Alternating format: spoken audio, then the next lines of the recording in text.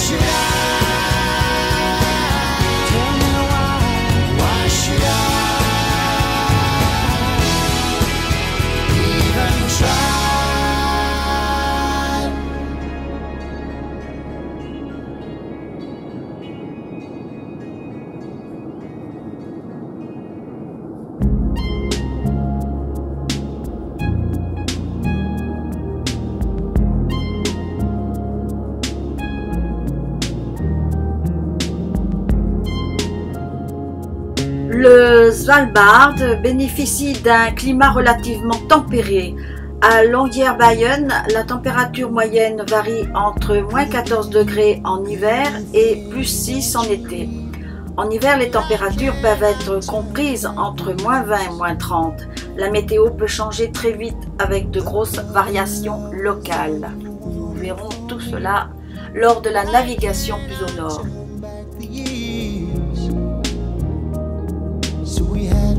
Strong, and I'm finding that hard. We had to move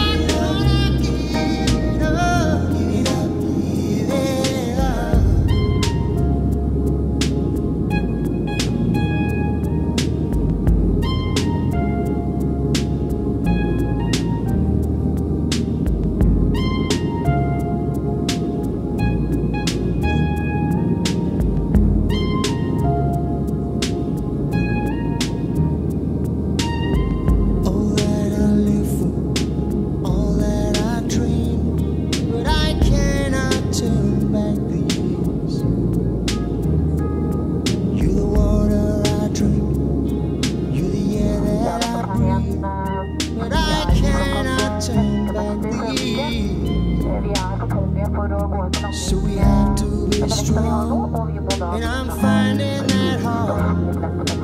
Have to move on, but no matter how hard I try, if your heart's in pieces, you look for the truth.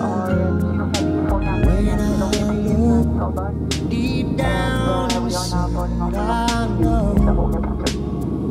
it's too bad I love you, but I'm never gonna give it up.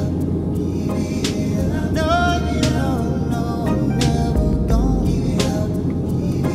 It's here to stay, and I'm never gonna give it up. Never gonna give it up. No, never gonna give it up. Never gonna give it up. No, I'm never gonna give it up. Too much to me.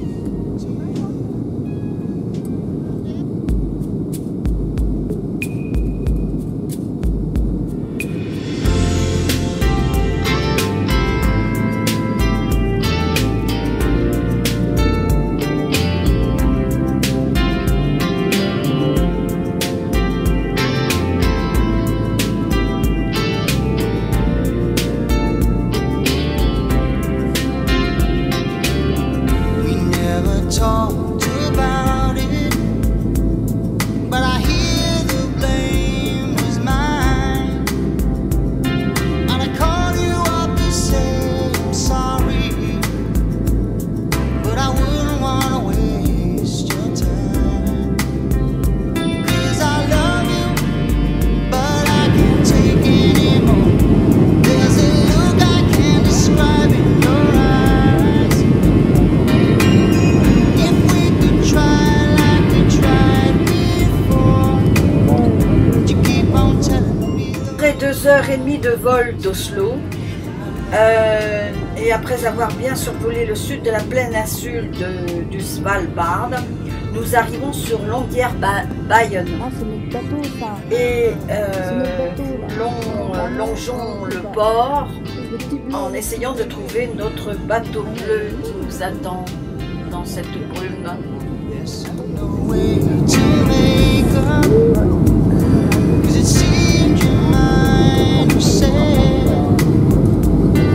the way you loved and told me. It's a look I know I'll never forget. You could come over to my side. You could let me know. You could have tried to see the distance between us. Longyearbyen se situe au centre de la péninsule dans l'Isfjordur. Nous sommes à 3043 de Londres, 11 150 de Brasilia. Nous découvrons Arctic Explorer, le Léon, 24 mètres de long, notre petit bateau qui a une capacité de 14 personnes. Nous avons l'intention de faire de belles photos d'ours. La ville compte 2637 habitants, 484 sont employés par les mines, 211 par le tourisme et 111 par l'éducation. Elle est la capitale de l'archipel et dispose d'un aéroport, hôpital, église, école, grand port, service administratif, université. Dès 1899, Sakar Larsson y découvrit du charbon et en 1901, John Monroe Longyear, en visite touristique, fonda une compagnie minière employant 200 personnes. En 1910, la ville de Longyear était née.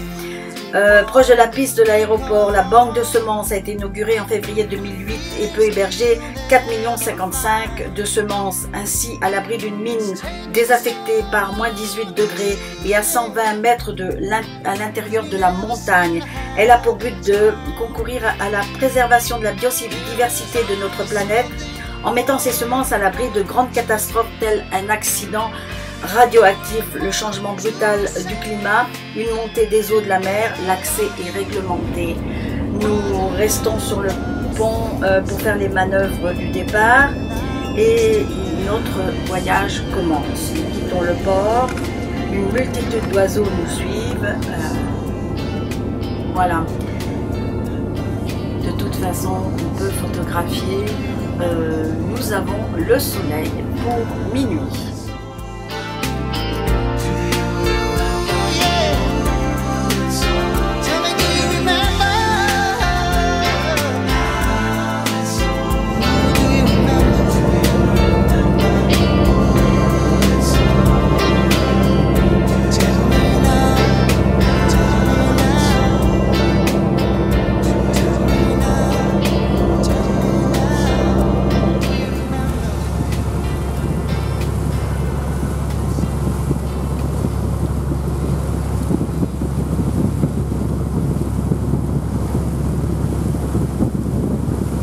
Nous poursuivons la soirée jusqu'à minuit sur le pont afin de suivre le trajet qui sera comme tel, sorti du fjord de Longyearbyen, le Adventsfjorden, puis longeons à tribord le Sassenfjorden.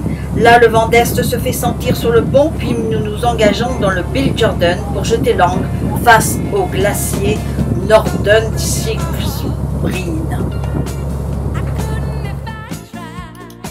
Le soleil donne une luminosité incroyable sur le glacier. Nous avons le soleil de minuit assuré. Nous nous couchons vers 1 h du matin avec le bruit du moteur du groupe électrogène. Et pendant le trajet, nous photographions des macareux, des labes parasites, des mergules nains, des sternes arctiques et des pétrels fulmars.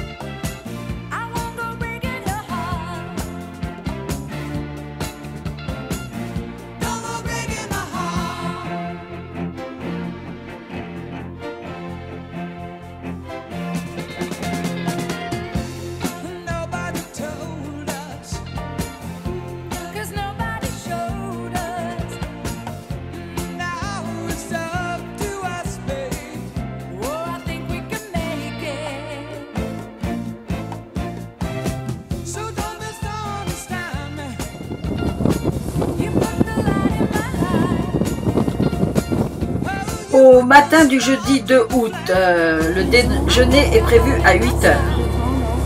Vu le peu d'espace qui nous est attribué, la toilette sera rapide et suffisante. L'équipement est important car une sortie est prévue à 10 h. Après un bon petit-déj, nous remontons l'ancre vers 9 h pour nous rendre sur la rive d'en face à Pyramiden.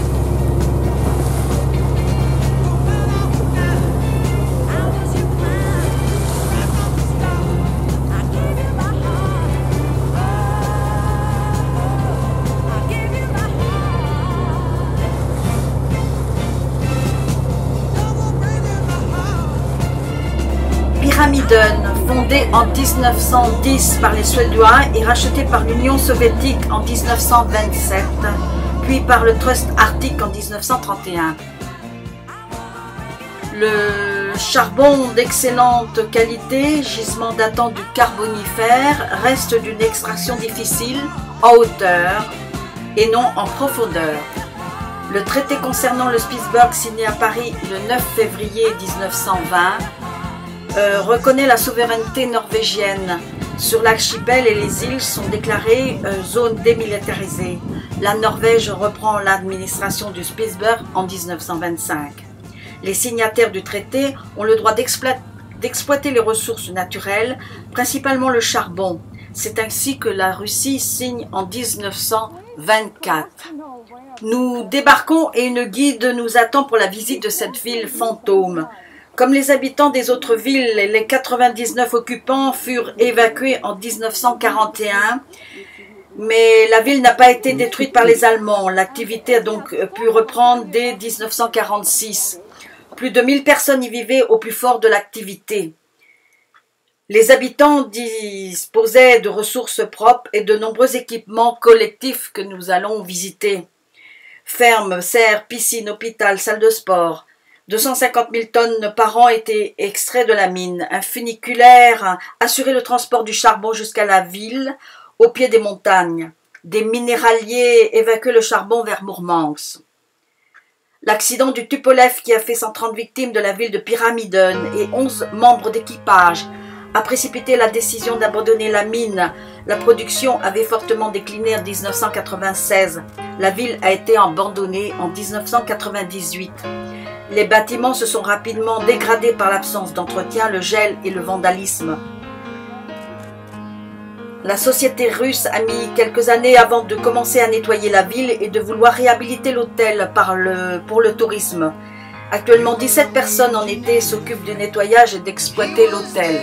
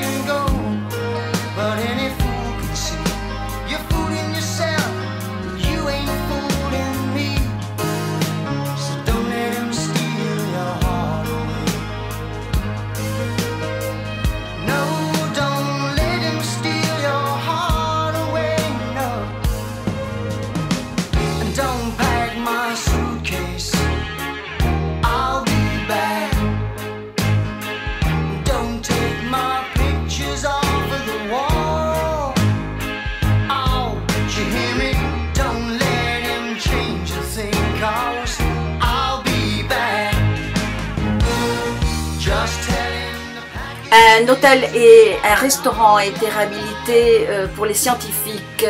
Les mouettes tridactyles sur les façades abandonnées ont trouvé que ça ressemblait aux falaises et ont élu domicile et ont fait des nids. Nous quittons Pyramiden et le glacier Norderskjold, repartons pour Longyearbyen afin d'aller faire un ravitaillement et embarquer un guide local obligatoire qui doit nous sécuriser la zone lors de nos balades à terre.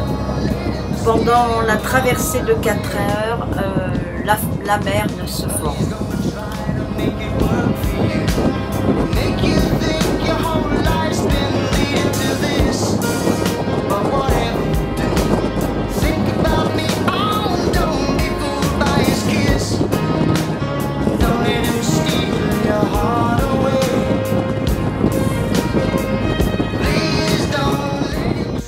Après avoir embarqué à Longyearbyen Mike, le guide local, nous allons nous réfugier dans un petit fjord pour la nuit et en nous amusant bien sûr sur le pont du bateau à photographier les labs et les fulmars qui s'amusent avec nous.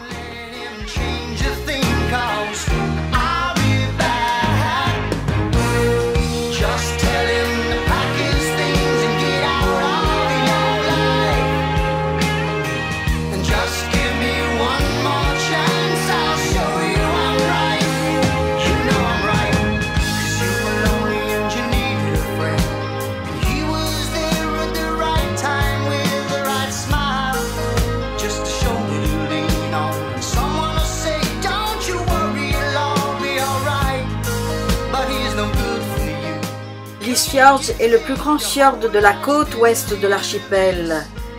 Il fut nommé en 1610 par John Pod qui en rencontra la banquise. Son étendue permet au courant du Golfe qui le pénètre de tempérer le climat de cette région.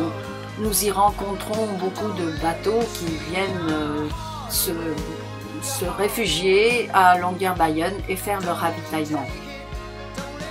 Dans la nuit, nous nous sommes réfugiés dans un petit fjord avant de quitter Lysfjord, en face du glacier Esrarbreen. Au réveil du lendemain, le vendredi 3 août, la brume est là. Nous traînons avant de partir faire la balade aux alentours du glacier, au fond du fjord. Vers 9h30, le guide Mike part avec le Zodiac faire une reconnaissance des lieux. Voir s'il n'y a pas d'ours derrière les dunes de la plage pour assurer notre sécurité. Le Zodiac revient chercher 5 personnes, puis au bout d'une heure, 5 autres, puis 3. Une fois tous réunis, les 12, Mike nous emmène faire une balade de 3 heures jusqu'au glacier. Mike est là pour nous accompagner dès que nous mettrons le pied à terre pour notre sécurité. To be safe. Il nous explique qu'il ira à terre avant nous et que s'il décrète qu'il n'y a pas de danger, à ce moment-là seulement nous débarquerons. Il est armé, possède un téléphone relié directement aux hélicoptères de secours. Bien avant que nous arrivions, une semaine avant, il y a eu un grave accident. 2 guides non locaux blessés par un ours et un ours donc abattu. Les autorités n'aiment pas du tout ça. Avec Mike, nous découvrons la flore du Spitsberg. Elle est réduite car le sous-sol est gelé en permanence.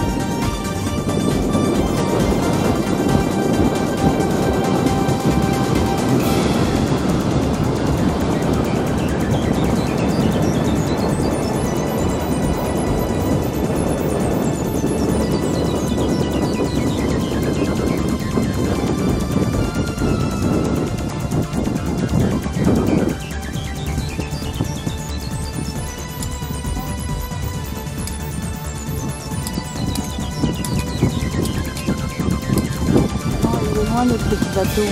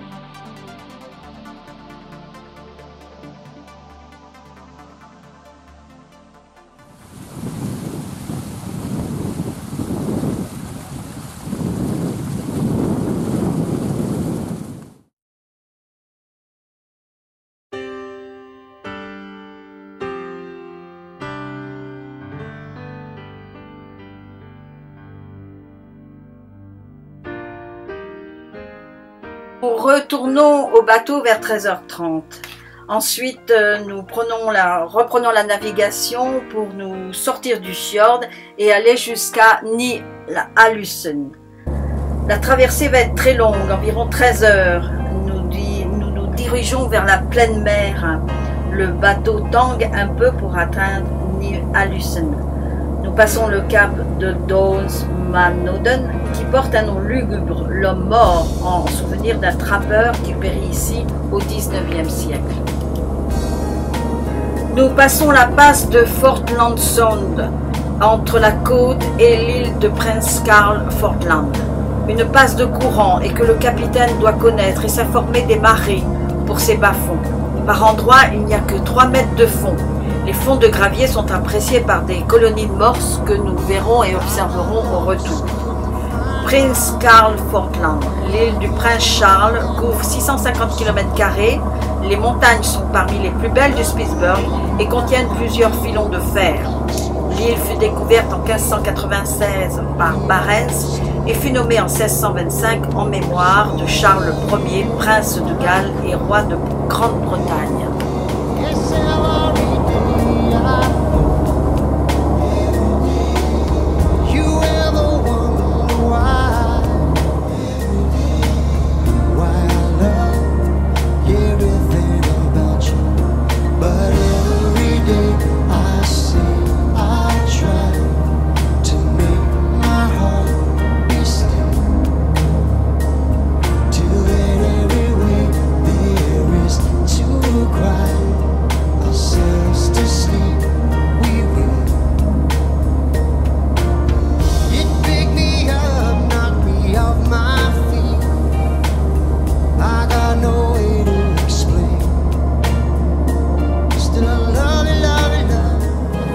La traversée entre ponts pour admirer le paysage et carrés pour écrire ou lire. Nous mangeons tôt pour que l'équipage soit fin prêt pour le passage le plus dangereux. Le passage des bas-fonds se fait très lentement et le capitaine réussit à se faufiler sans problème. Nous allons nous coucher vers minuit en admirant toute la soirée ce beau paysage glacial, laissant le capitaine à sa navigation.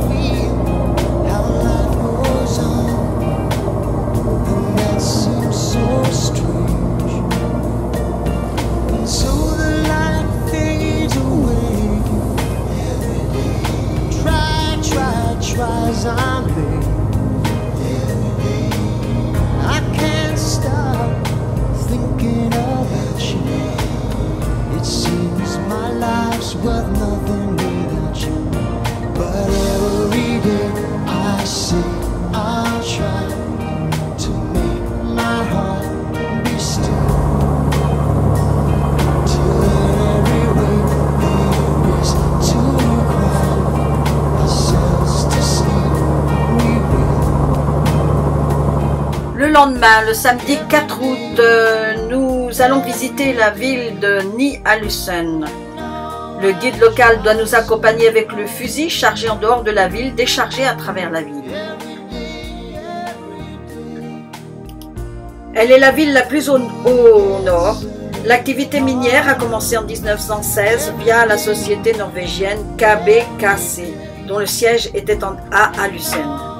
En 1918, il y avait 300 personnes en été. Après moultes aléas, l'exploitation a cessé en 1963. Elle fut donc successivement une ville minière, une pêcherie et aujourd'hui une base scientifique. Ce village scientifique de Ny-à-Lucerne est situé dans la baie du roi Kongsjordan. C'est d'ici que Roald Amundsen et Huberto Nobile ont commencé leur expédition héroïque au pôle Nord dans les années 1920.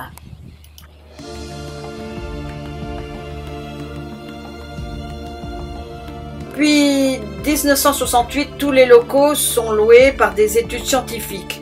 Pollution de l'air, géologie, océanographie, station météorologique, biologie et glaciologie. Une station de communication avec des satellites a été construite en 1967. L'Institut Paul-Émile Victor dispose de 2 bases scientifiques, base Charlot-Rabault et base Jean Corbel. Différents organismes étrangers y fusionnent.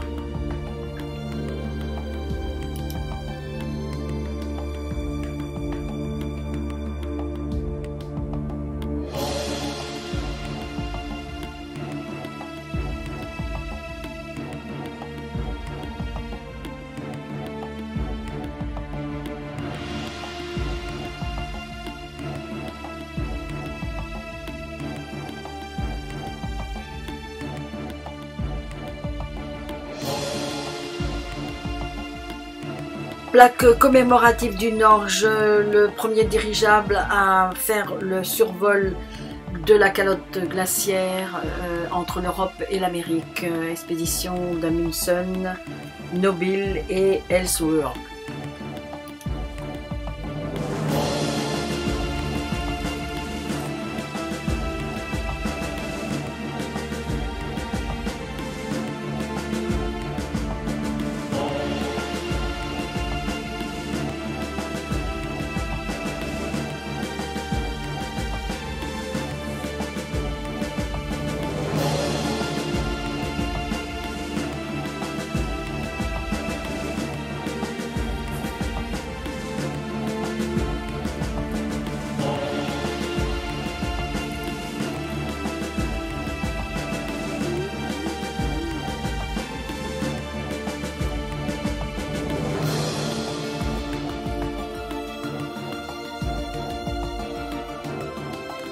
Après la visite de Ny-à-Lucerne, nous reprenons le bateau pour faire une traversée de 10 heures, sortir de la baie des Rois de Kongsjordan et remonter le long de la côte pour nous mettre à l'abri derrière la baie de la Madeleine, ainsi nommée patronne des baleiniers.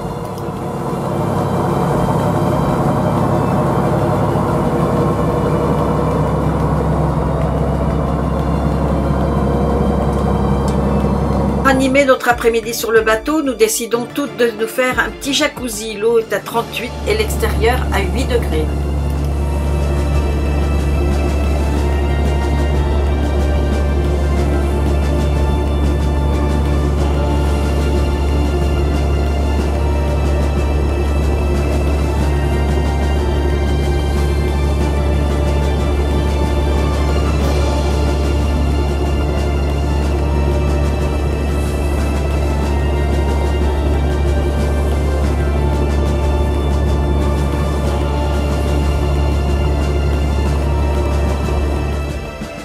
Dimanche 5 août.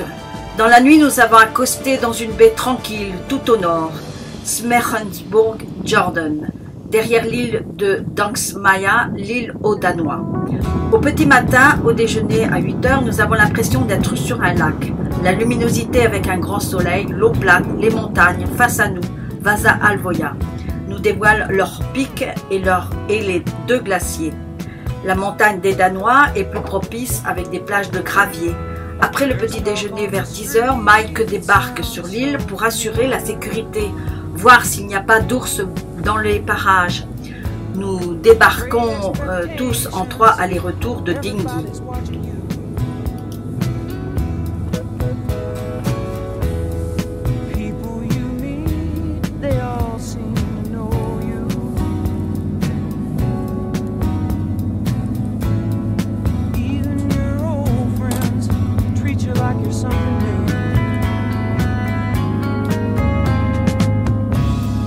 Johnny come lately, the new kid in town.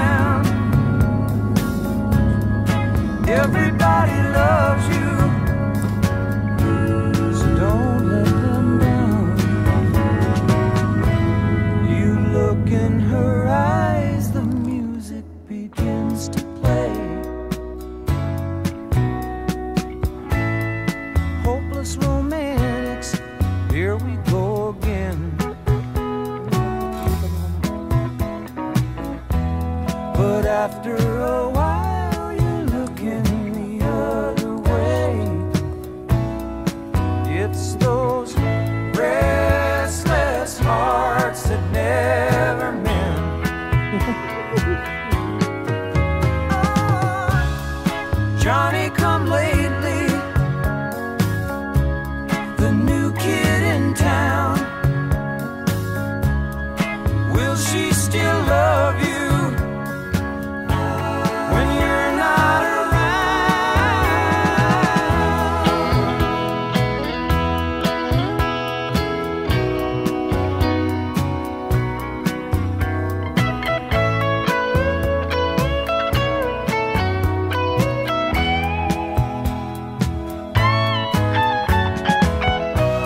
There's so many things you should have told her,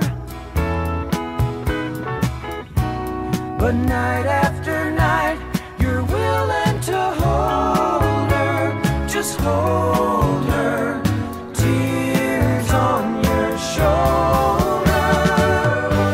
There's talk on the street, it's there to remind you. Doesn't really matter which side you're on. You're walking away and they're talking behind you. They will never forget you till somebody new comes along.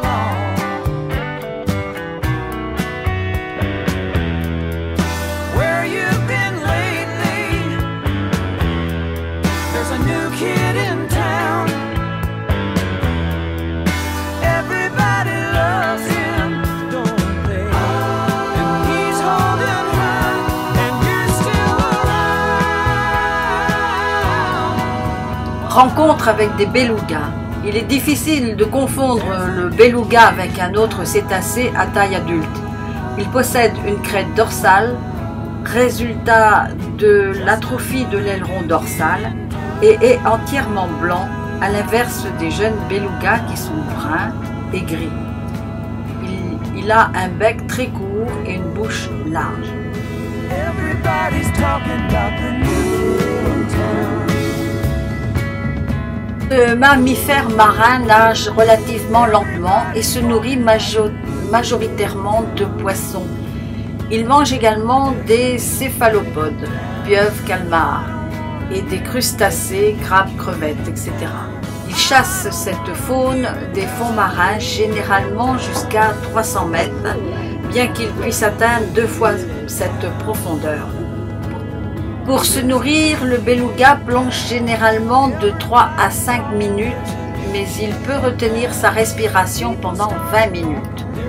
Le beluga est capable d'émettre un large éventail de sons. C'est ce qui lui vaut son surnom de canari des mers. Leurs principaux prédateurs naturels sont l'ours blanc et les orques. Lorsque les belugas sont piégés par les glaces, les ours les assomment d'un coup de patte et les hissent sur la banquise pour les achever.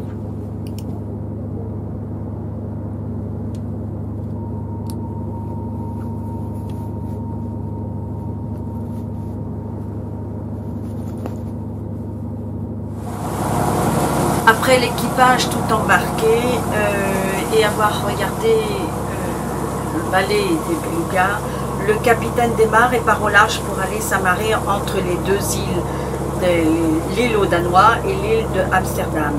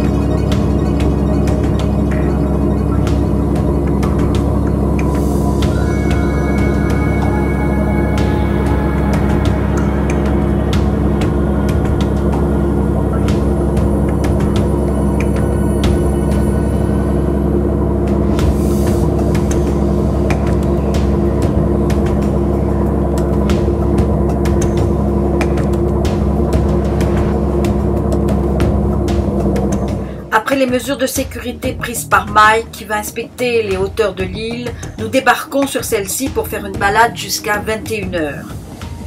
Nous photographierons des eiders, des cingles plongeurs, beaucoup de bois flotté provenant de la Sibérie.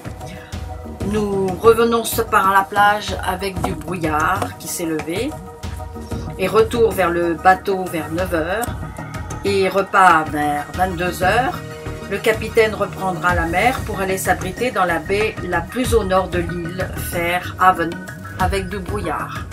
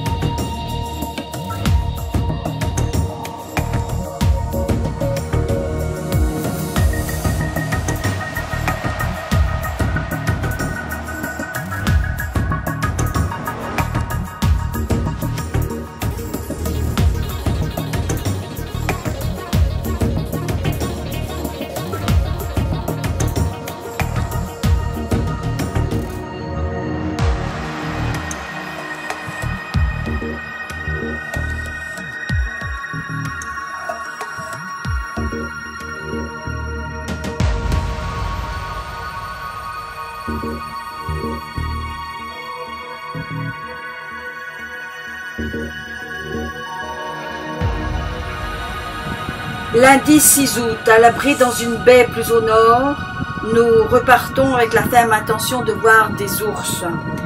Au sortir de la baie, en prenant le large, un grand bateau se trouve devant nous.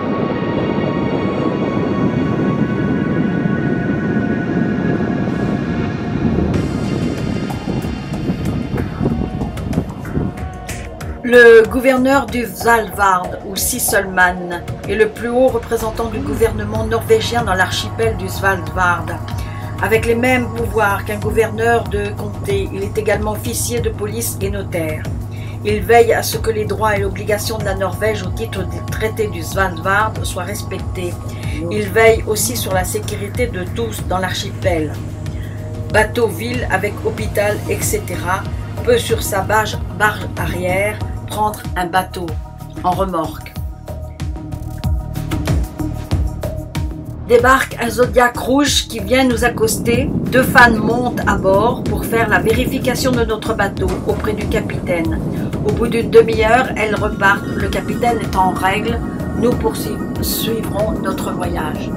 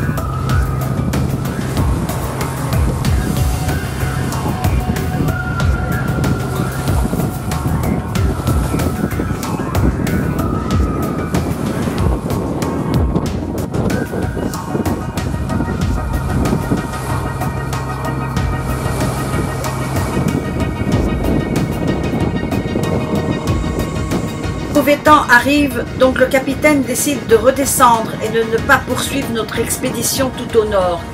Déception, nous n'atteindrons pas les 80 degrés du nord. Nous redescendons par le Smeerenburg-Jordan, laissant sur notre droite les deux îles que nous avons accostées la veille, Amsterdam et l'île aux Danois. Derrière Amsterdam, sur laquelle nous avons promené sur la plage hier, au soir, nous voyons des morses. Nous passons au passage dans lequel nous avons mouillé avant-hier, dans la baie de la Madeleine. Puis nous descendons le long et très loin les falaises, la côte des 7 glaciers.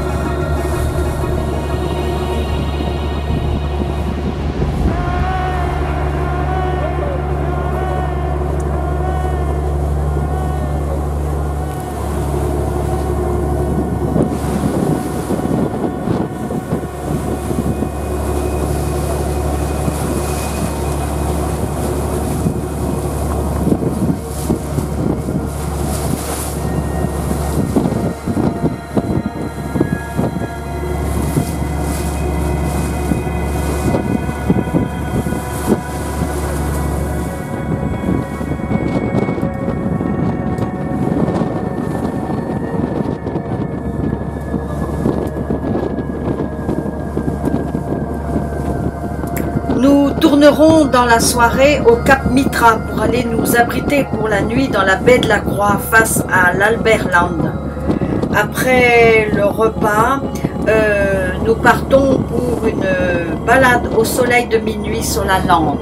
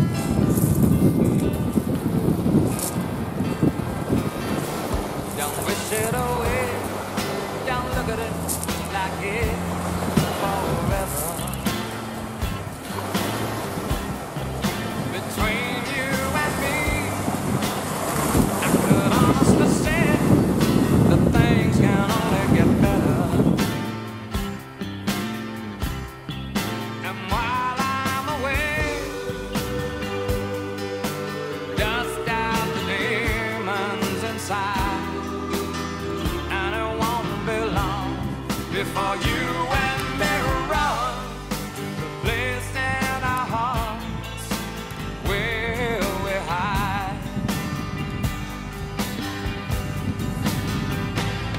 And I guess that's why they call it the blues. Dans la tête des petits-enfants, les reines tirent le traîneau du Père Noël. Dans le ciel, la nuit de la distribution des cadeaux. Dans la vraie vie, ces animaux au bois majestueux peuplent les plaines gelées de l'Arctique au pôle Nord, donc aussi bien en Europe, en Sibérie qu'en Amérique du Nord. Mais si le Père Noël est éternel, les rennes, eux, ne le sont pas. Dans son rapport annuel sur l'évolution de l'Arctique, l'Agence américaine d'observation océanique et atmosphérique affirme que la population de caribous de rennes à travers la toundra de l'Arctique a décliné de presque de 56% ces 2 dernières décennies, passant de 4,7 millions à 2,1 millions d'animaux. Depuis des années, les chercheurs de cette agence observent des troupeaux de Rangifères tarandus, appelés caribous en Amérique du Nord et rennes en Russie et en Norvège, et le constat est alarmant. Tout un écosystème bouleversé. Il était normal que la taille des troupeaux varie au cours des décennies, mais certains troupeaux ont atteint un niveau très bas, jamais observé auparavant, souligne le rapport. La diminution de la population de rennes ne menace pas seulement la survie de l'espèce, c'est tout l'écosystème de ces régions qui est affecté.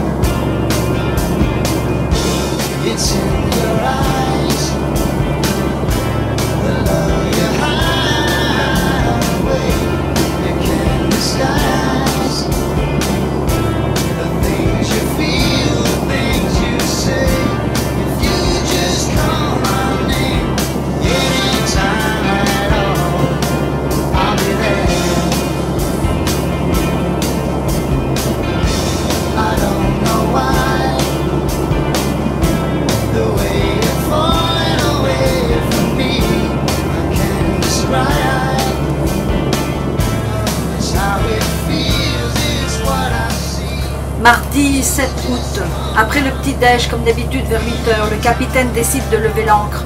Nous lui demandons d'aller plus près des glaciers, vus sur le 14 juillet. Et ensuite nous rentrons dans le Lillienachfjord pour se retrouver face au Lilliensnackbreen et ses beaux icebergs.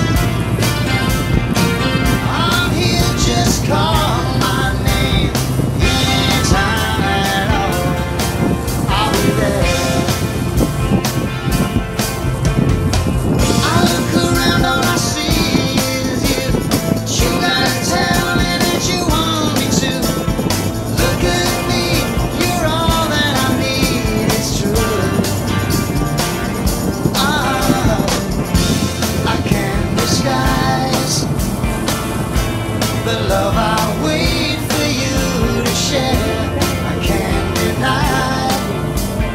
If you reach out and touch my hand, it's there. I'll just call my name anytime at all. Oh, anytime at all. Oh, anytime at all. I'll be there.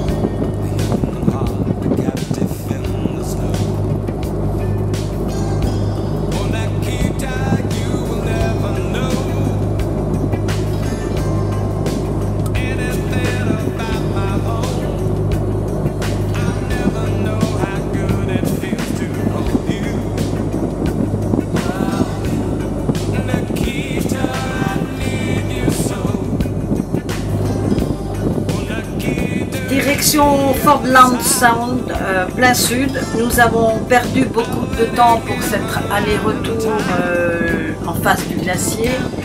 Donc pour la passe entre l'île de Prince Charles et la côte, il faut naviguer doucement pour attendre la marée montante.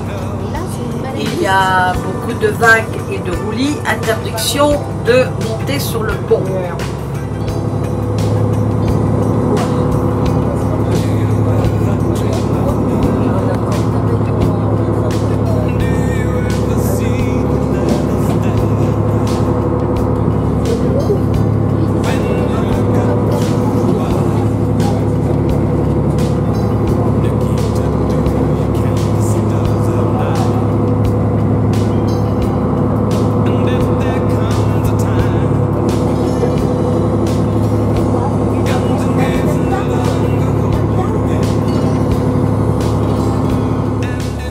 En passant le fjord de St. John Fjorden, long de 21 km, nous apprécierons le soleil de minuit et le calme.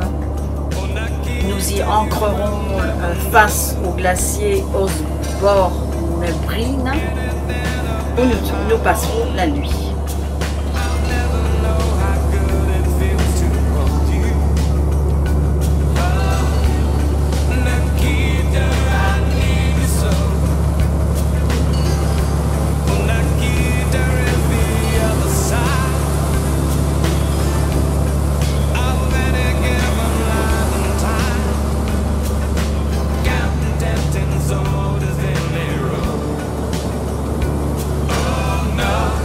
No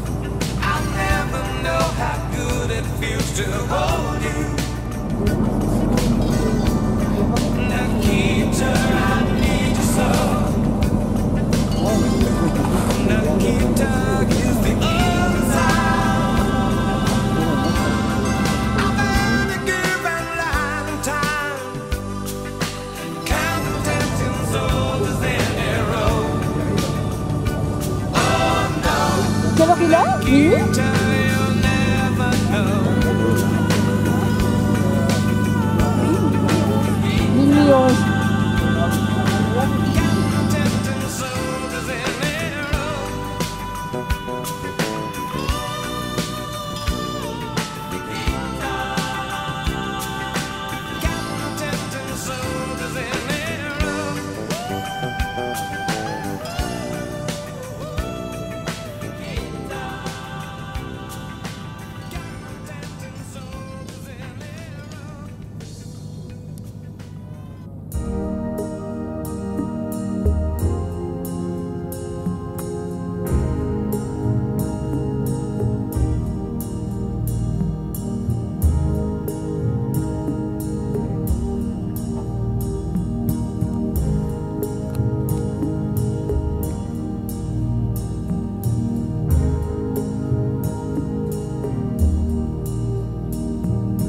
Please come out tonight. I need you here.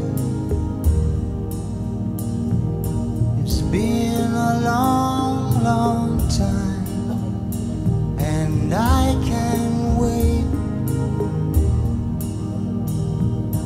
Let's find out, let's see what it's like out there. Mercredi 8 août, lever comme d'habitude et petit déjeuner, calme et belle lumière dans le golfe. Départ pour quitter le fjord et traverser la passe et aller voir en face sur l'île du Prince Charles, la colonie de Morse. Départ vers 12h30 avec le dinghy à la pointe de Poulpinton. I'll see how you I've been fine. Please come out tonight. Let's go out and see the world. We can try to find somewhere. It seems so long ago, I can hardly remember the time. It's all I want, it's all I want. So let's see what we find.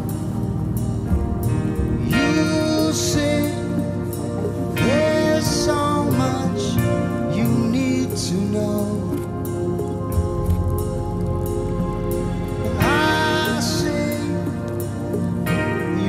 Sure, you have to go. We don't need a reason, no explanations. Just stay with me here tonight. I won't say a word. Just need you here. Please come out tonight. Let's go out and find ourselves. You can lean your head on my shoulder. Remember, you'll see. Nous observerons pendant un bon bout de temps des morses. Le morse est une espèce de grand mammifère marin. Il est parfaitement reconnaissable à ses défenses, ses moustaches drues et son allure massive. Les mâles adultes du Pacifique peuvent peser jusqu'à 2 tonnes. Et parmi les membres de l'ancien sous-ordre des pinnipèdes, l'espèce n'est dépassée en taille que par les éléphants de mer. Le morse vit principalement dans les eaux peu profondes des plateaux continentaux, passant une part importante de son existence sur les blocs de glace ou les icebergs dérivant en mer.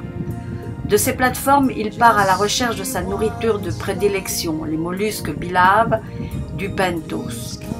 C'est un animal sociable à l'espérance de vie d'environ 40 ans est considéré comme une espèce des écosystèmes marins de l'Arctique.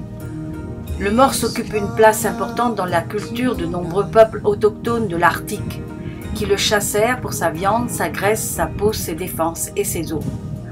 Au XIXe et XXe siècle, le morse fut l'objet d'une très forte exploitation commerciale de sa graisse et de l'ivoire de ses défenses, faisant diminuer rapidement ses effectifs. Depuis, sa population mondiale a de nouveau augmenté, bien que les populations de l'Atlantique et de la mer de Laptev restent réduites et fragmentées. La principale caractéristique du morse réside dans ses longues défenses, exclusivement composées d'ivoire, le plus pur après celui des éléphants. Ces canines très allongées peuvent atteindre une longueur d'1 mètre pour un poids allant jusqu'à 5,4 kg, même si elles ne dépassent généralement pas 75 cm. On les trouve chez les deux sexes, celle du mâle étant plus longue et plus étroite, ainsi que de sections plutôt aplaties, alors que celles des femelles, plus courtes et plus courbées, ont une section plutôt ronde. Elles sont constituées de 2 couches de dentines entourées de séments et commencent à percer chez le jeune âge dès l'âge de 6 mois, sortant du repli labial à l'âge d'environ 2 ans, et cessent leur croissance quand l'individu a environ 15 ans, même si elles peuvent, chez certains mâles, ne jamais cesser de grandir. Ces défenses qui perdent le revêtement d'émail lors de la jeunesse de l'animal sont souvent parcourues de fissures et viennent même à se briser chez les vieux individus. Les défenses sont un peu plus longues et épaisses chez le mâle, chez lesquelles elles sont un signe extérieur de puissance et de dominance. Les mâles les plus forts aux défenses les plus grandes dominent généralement les groupes sociaux ou combattent en cas d'équivalence. Avec ces longues dents, les morses peuvent également se hisser hors de l'eau après les avoir plantés dans la glace.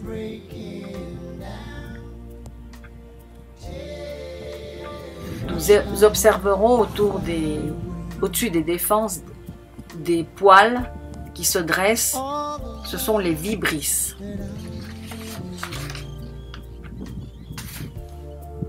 Came from the sweetest of homes.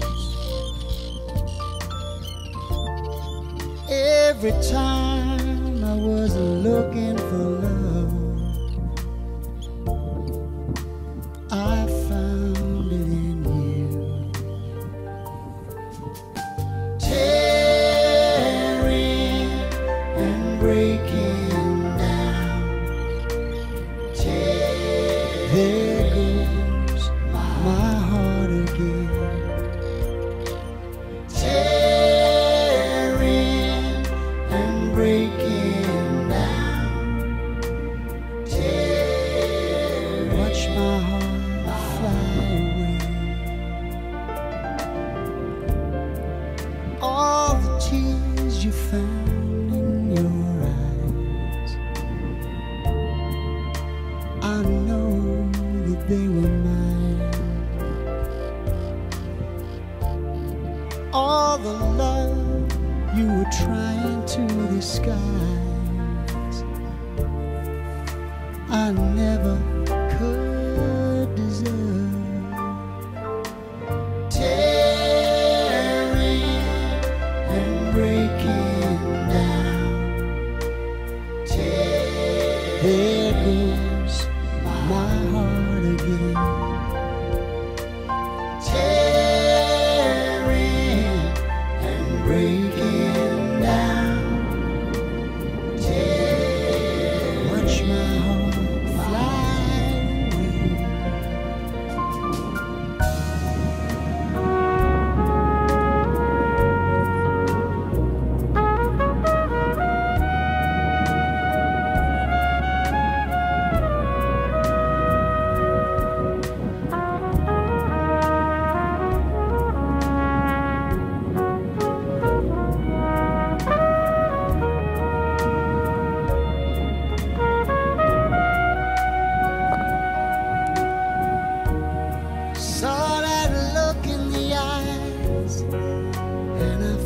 sorry for myself. I could have cried. Heard you sing goodbye, and you know it felt so strange, 'cause I know we tried. With all the tearing and breaking down, there goes my heart again. Tearing and breaking down. I can watch it fly away. Tearing and breaking down. Tearing my heart. All the tearing and breaking down. Tearings my heart again. Tearing and breaking down. Tearing my heart. Tearing and breaking down. Watch my hand fly away, fly away, fly away. Tearing and breaking down. Tearing my heart.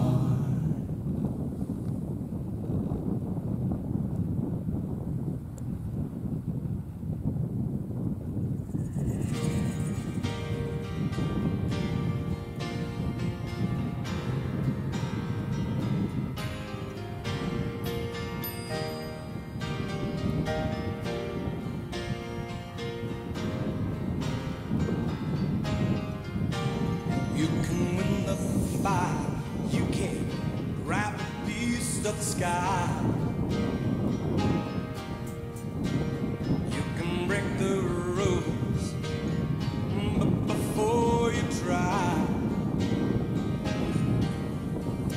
you gotta love someone. You gotta love someone.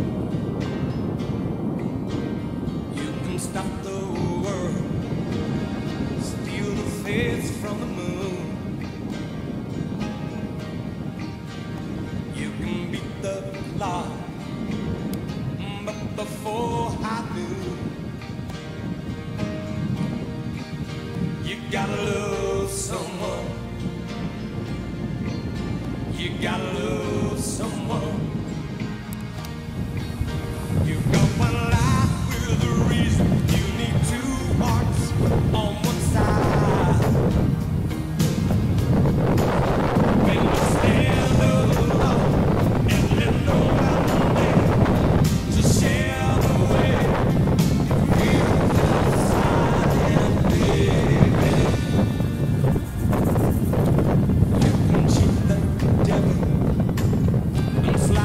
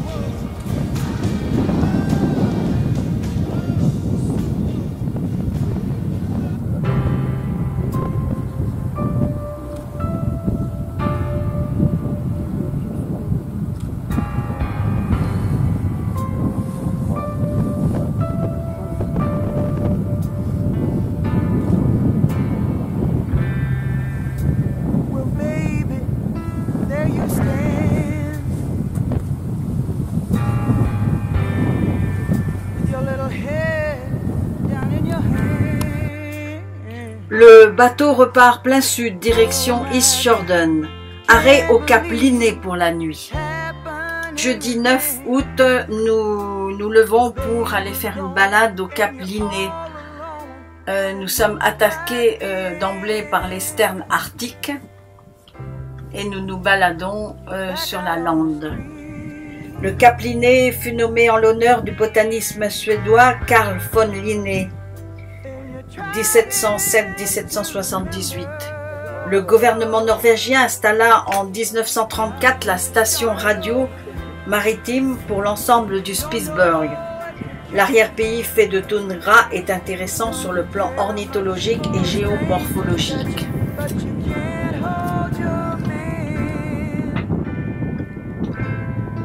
Never thought you'd be alone this far down the line. I know what's on your mind. You're afraid it's all been wasted time. The autumn leaves that got you thinking about the first time that you felt you didn't love the boy too much. No, you just love the boy too well.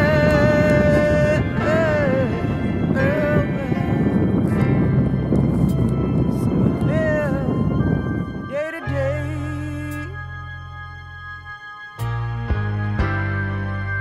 And you dream about tomorrow, and the hours go by like minutes.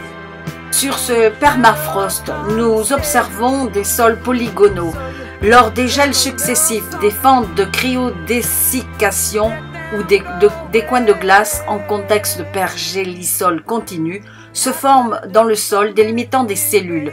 Par ailleurs, la glace, occupant plus de volume que l'eau liquide, produit un renflement du sol et expulse petit à petit les plus petites particules, c'est-à-dire les graviers du sol, phénomène de cryo-expulsion.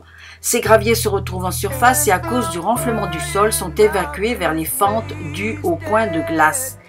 Des sols polygonaux ainsi ont été observés sur Mars. Nous observons très au loin des petits renards polaires, ou renards arctiques ou isatis. Le renard polaire vit dans des milieux où les températures sont très basses en hiver. Il peut résister à des températures de moins 50 degrés. Cet animal est très robuste, ne connaît que peu de prédateurs. Le renard polaire est le seul canidé à présenter un dimorphisme saisonnier. Ici, la fourrure n'est pas encore blanche. Sa fourrure lui permet de limiter la déperdition thermique, un atout qui lui est vital étant donné son environnement polaire. Sa fourrure blanche en hiver lui permet de mieux se fondre dans le décor neigeux de son habitat. En été, son pelage est brun foncé. Il se sert de sa longue queue pour recouvrir son museau et ses pattes lorsqu'il dort. Son espérance de vie en liberté est de 10 à 15 ans. Il se nourrit essentiellement de petits animaux grâce à son ouïe fine, comme les lemmings ou les lièvres polaires, les oiseaux et leurs œufs. Il s'approvisionne aussi sur les carcasses de phoques et de rennes laissées par les ours blancs ou les loups. Ceux-ci sont des très jeunes renards. Ce sont des renardeaux.